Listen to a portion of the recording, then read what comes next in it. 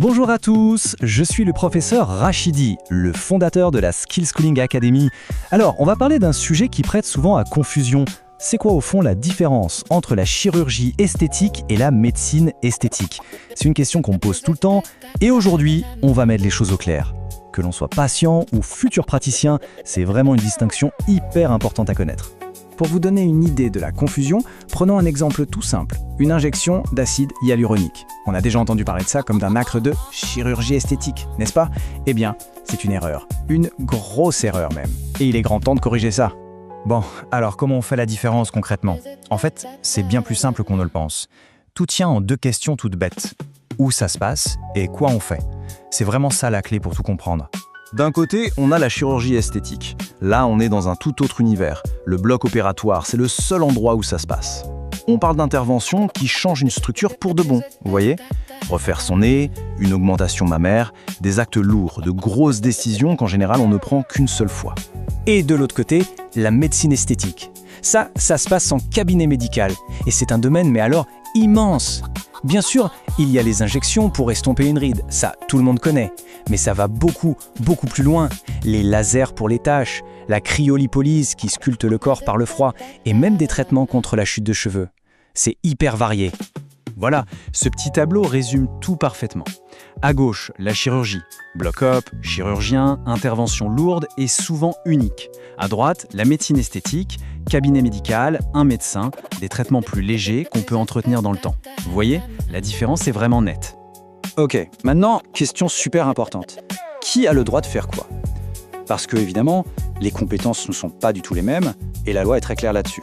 Alors pour la chirurgie, c'est très simple, il n'y a pas de débat. Ce sont les chirurgiens plasticiens et personne d'autre. C'est un domaine ultra réglementé. Par contre, pour la médecine esthétique, c'est un peu différent. Historiquement, n'importe quel docteur en médecine pouvait se lancer, à condition bien sûr de faire des formations en plus, des diplômes universitaires pour acquérir les compétences. Et c'est là que ça devient vraiment intéressant. Parce que ce monde de la médecine esthétique, il est en pleine révolution. Je parle d'un changement énorme, officiel, qui est en train de se passer là, maintenant, sous nos yeux. Pour bien comprendre, il faut voir d'où on vient. Pendant des années, les médecins faisaient donc ces fameux diplômes universitaires, mais le titre de médecin esthétique n'était pas vraiment reconnu, c'était un peu le flou. Mais aujourd'hui, tout change.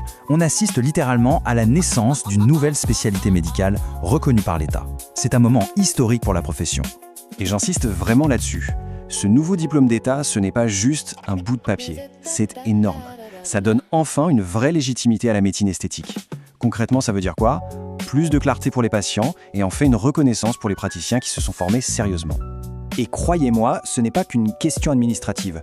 Toute cette histoire de réglementation, de reconnaissance de la spécialité, c'est le grand sujet de discussion dans le monde médical en ce moment. C'est un vrai enjeu de sécurité pour les patients et de confiance.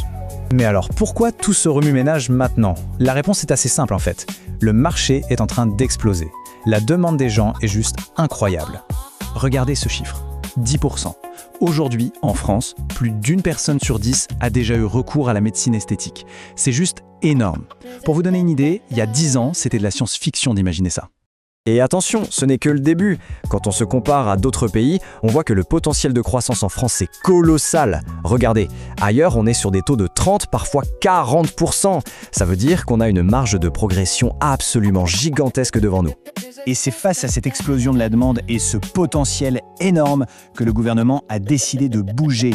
Il fallait clarifier les choses pour tout le monde, pour les patients d'abord, et enfin reconnaître que oui, la médecine esthétique est une branche importante de la médecine d'aujourd'hui. Alors, qu'est-ce que ça veut dire tout ça? Avec ce nouveau cadre légal et ce marché qui explose, qu'est-ce que ça implique pour l'avenir de la profession? Et surtout, comment on fait pour tirer son épingle du jeu dans ce domaine qui est juste passionnant? Bon, pour résumer, s'il y a 3 choses à retenir, ce sont celles-ci. Premièrement, la différence chirurgie-médecine, c'est clair maintenant. Deuxièmement, la profession est en train de se structurer officiellement avec un vrai diplôme. Et troisièmement, le potentiel de croissance est juste immense. Du coup, la vraie question à se poser, c'est: est-on prêt à saisir cette opportunité? Est-ce qu'on veut juste regarder le train passer ou est-ce qu'on veut monter dedans et faire partie des leaders qui vont construire la médecine esthétique de demain? C'est précisément pour ça que j'ai fondé la Skill Schooling Academy. Notre but, c'est de former l'élite des praticiens de demain. Ceux qui auront non seulement une technique irréprochable, mais qui comprendront aussi tous ces nouveaux enjeux. Alors si vous aussi vous êtes passionné, si vous avez envie de prendre part à cette aventure et de façonner l'avenir de ce métier, eh bien je vous invite à nous rejoindre.